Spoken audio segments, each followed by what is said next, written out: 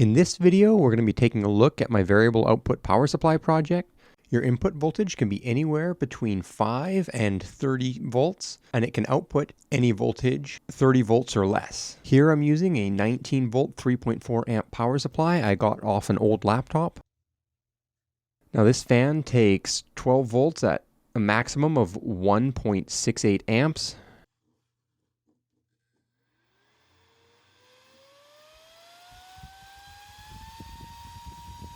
And there we are, 1.2 something amp draw.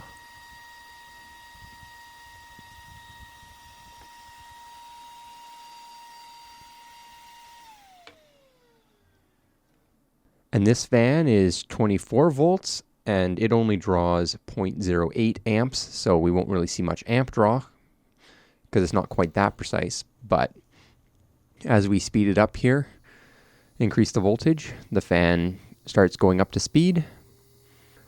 This works great if you want to test underclocking or see what the max or min voltage of a fan or LED should be.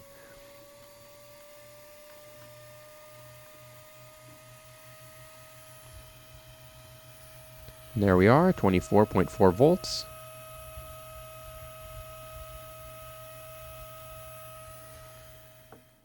Just dropping it back down. And there's an LED at 3.4 volts.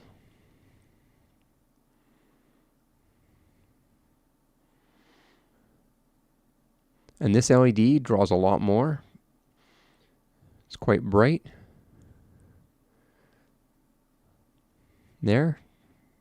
You can see what brightness you would want it at for your project.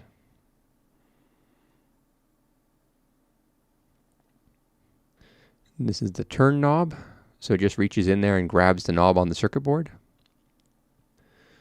This is the housing I 3D printed for my project, but your mileage will vary depending on what all you might want to put into it.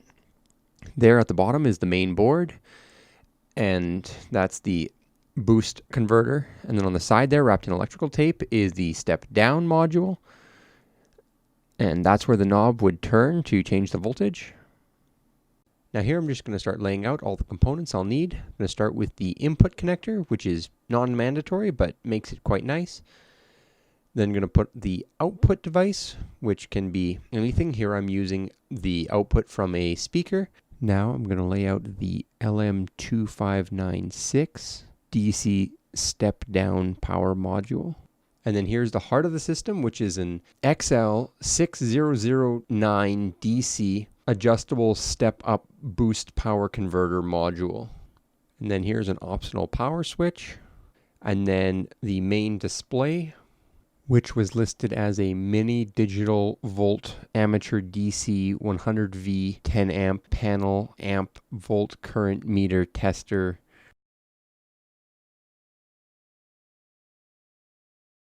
So here's the wiring diagram of the project.